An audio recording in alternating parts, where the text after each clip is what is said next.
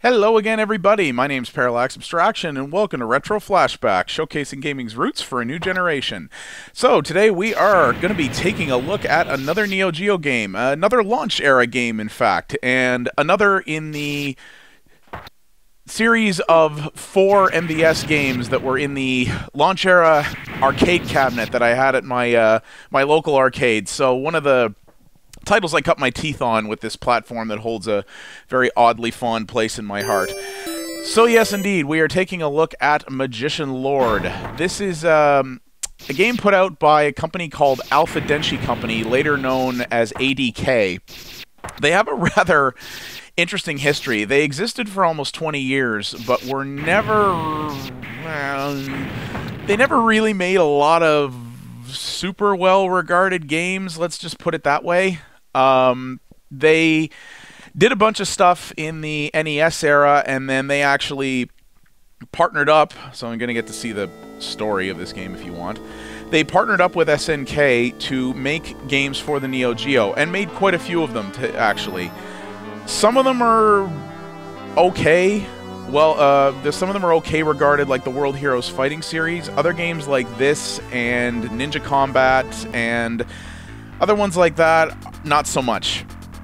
This game doesn't get a lot of love, but I have some nostalgic memories of it, shall we say. But at the same time, I think it's actually a competent, balls-hard platformer. And also, I think this has one of the most memorable 16-bit soundtracks of a lot of games, especially the actual stage music, which I'm going to let you hear here. I was very disheartened to find out that there have been very little in the way of remixes or reinterpretations or anything done of pretty much any of the music in this game. There's nothing for it on OC Remix. And I actually did manage to find a Roland MIDI keyboard version that someone did, which I'm going to use as the outro music for this video. That's a very weird looking photo. Your character looks so disinterested. So yeah, I'm going to let you hear this first stage.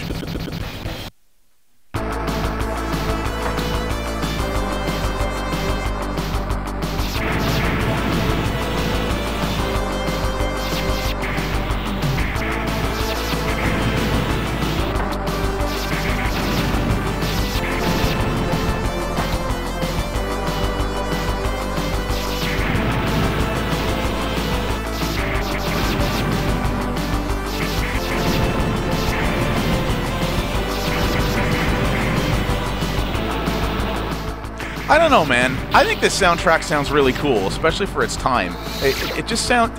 It's catchy, it's got really, really interesting sampling and instrumentation in it. And for a 16-bit FM synthesis soundtrack, I don't know. I think it's pretty darn awesome, and a lot of the others are really good as well. That's one of the really memorable things about this game. It doesn't get enough credit for. Anyway, so, as you're seeing here, this is a pretty bog-standard combat platformer, but it has some neat elements to it. Now, one of the things you may have noticed there, just to preface this, is when I wanted you guys to hear the music, why I wasn't standing still and interrupting it with some of the combat sounds. Well, very, very simple. You'll notice that this game, despite being an arcade game, has no time limit in the UI. Well, there is a time limit. If you sit still too long, this really creepy-looking friggin... dang it. This really creepy-looking friggin' tentacle monster, whatever, starts descending from the top of the screen, and it's very hard, if not impossible, to outrun it. And it does that at... I don't know if it does it at a set point or not. From my experience in the past, it's arbitrary, or rather not arbitrary, it's random when it does it. But that's its punishment for sitting too long. So, the mechanics of this game, I think, are kind of cool, because you're playing your sort of bog-standard emo magician character, as you saw there at the beginning. But as you also see within the levels, those sort of colored orbs drop. Oop, wait. What imprudent, you human being. Face your trial by God. Boy, that guy sounds into that voice acting, doesn't he? So, you have your sort of bog-standard magician, and you saw this during the tutorial screen there. Depending... You'll see that there are various colored orbs that are dropped throughout the levels. Those orbs are not random. They are preset. But picking up different combinations of those orbs will turn you into different forms, essentially. I'm usually better at this boss than this. I pretty much aced this first level, but other than that, this game will kick my ass, as you will see. And depending on those orbs that you pick up, you will take on different forms, which have vastly different types of attacks and power levels. By doing that, you will also get... There's another good piece of music.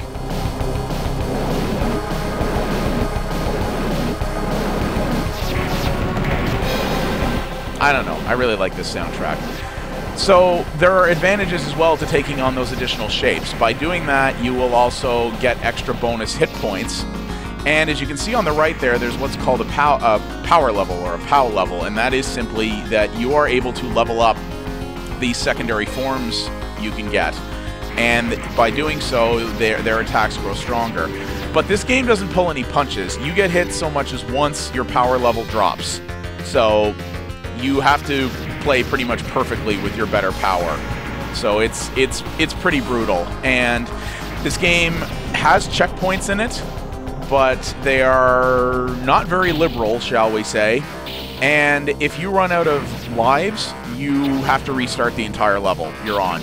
So even if you feed more money into this game, you will not get to keep your checkpoint. The levels... One of the things this game did take some stick for, I think rightly, is simplistic level design. And yes, it is fairly simplistic. The enemies are not entirely static. There is some random placement or random appearances in this game, but it's not very significant. And it can be, you can usually predict your way out of it. So one of them are these guys. These guys will appear. These guys can get quite tricky, so they are scheduled to appear at specific points. But as you can see, where they spawn in is relative to where you are standing on the level. So they will do that, fire one of those cannonball things at you, nuts, and laugh and then disappear. And as you'll see, if I can get to that point, there's going to be more difficult elements thrown into that as well. If you can manage it, there are some areas of the level you can go that are a little off the beaten path, which will result in a lot of extra treasure chests, which can give you special powers or extra score.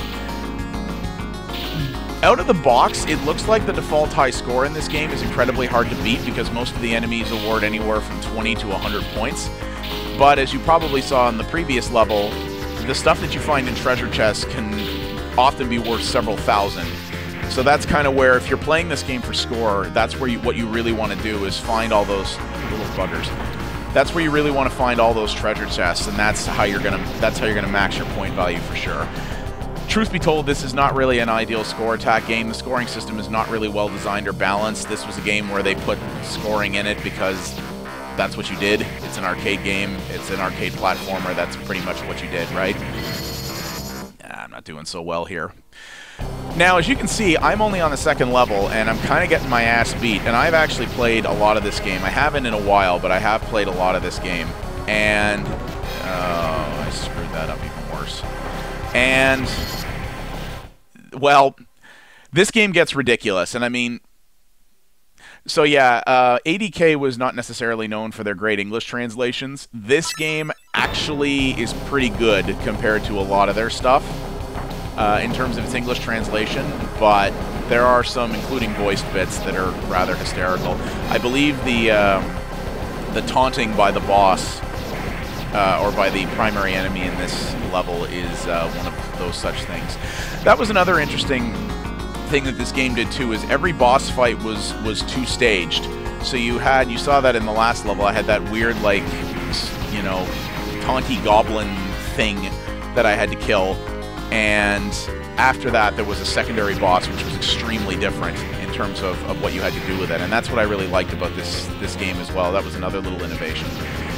But this game gets arbitrarily, stupidly hard later. The bosses get harder and harder and harder, and then eventually, near the end, you have to fight all the bosses in a row, plus the final boss, which is I can never pronounce his name. But the guy who taunts you in the end of the levels, and he is, as is the case with many Japanese platformers. He is completely unfair, exempt from all the rules of the gameplay, and it's completely aggravating and stupid. I mean, this is a game that was designed to suck your money, and the problem that I really have with it is that, in that regard, is that I don't have a problem with that. I don't have a problem with difficulty. But ADK really designed a game that is all but impossible for all but the most elite players to complete. And that kind of bums me out, because this is state of the art. This game is most certainly not. As platformers go, the level design is very unoriginal. But I really liked the mechanic of the different wizard forms and the different types of attacks that come with that, and the fact that you could level up your powers. And I would have liked to have seen something else done with that. I think that could have been something very special.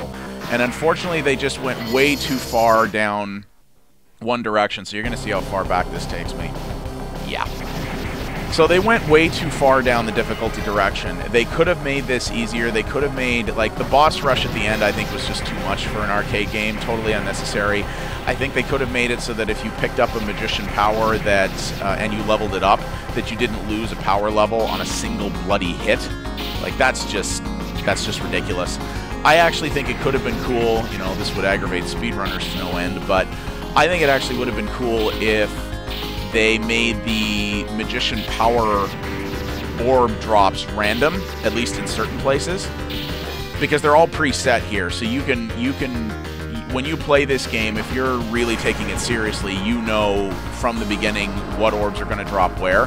And I do suspect there are strategies for this game where you could skip certain orbs in order to maintain sort of an optimal magician power configuration that would probably make a level easier than it would be otherwise if you just picked up everything the game dropped at you.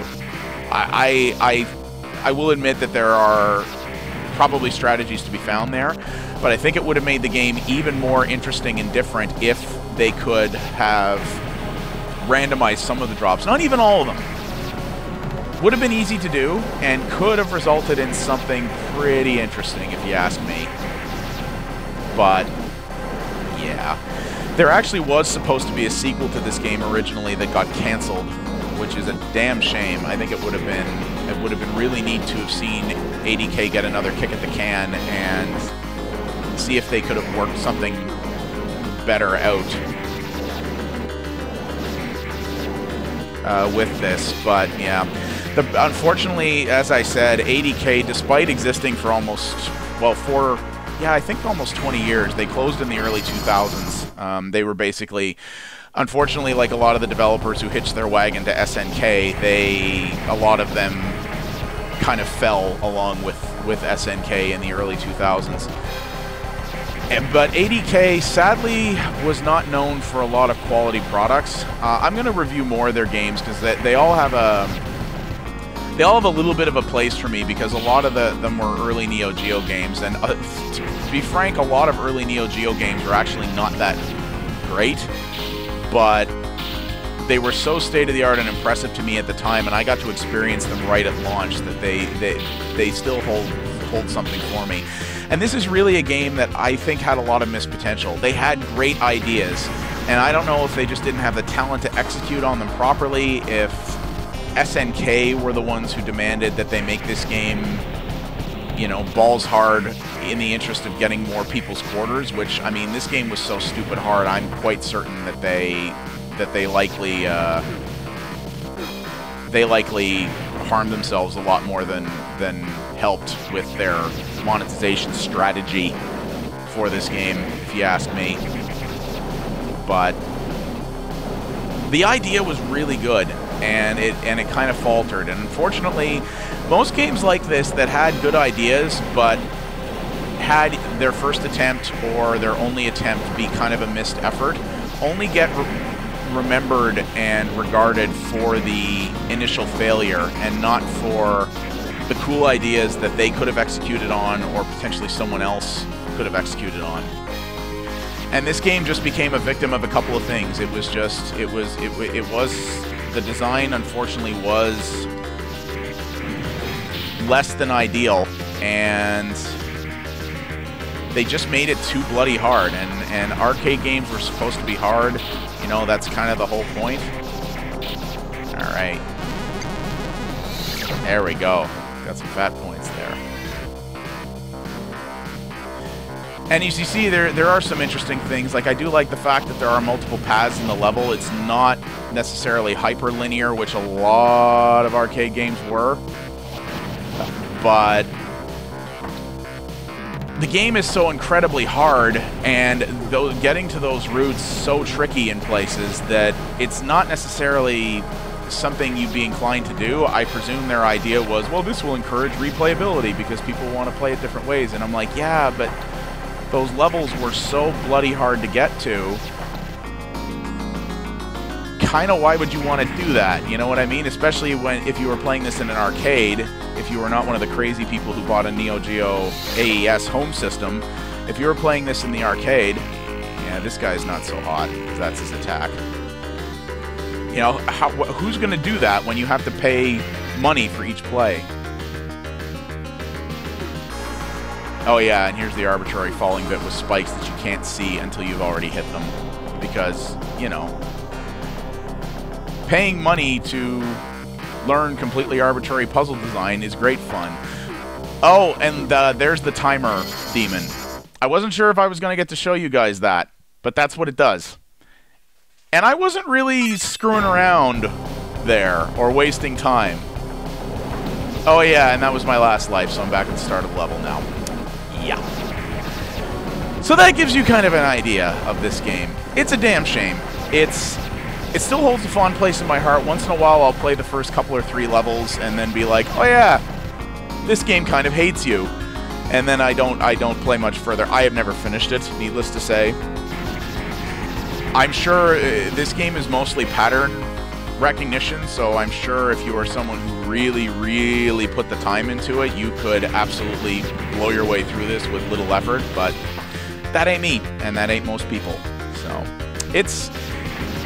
I thought this was neat to show because, yeah, it's got a great soundtrack. I really, really like the soundtrack. I am really disheartened to see that there have not been remixes done of it. I wish I could do electronic music. I probably would try a few myself. And it had cool ideas that went nowhere. And unfortunately, because this isn't really regarded, this isn't even the kind of idea I could see some other budding indie platformer designer deciding to run with either, which is too bad. Because there's true greatness here. But unfortunately, like just about anybody else who worked on the Neo-Geo, ADK eventually started, before they went under, started making fighting games. Because fighting games started off really popular on the Neo-Geo, and SNK foolishly decided that that was basically what anyone ever wanted to play on this system.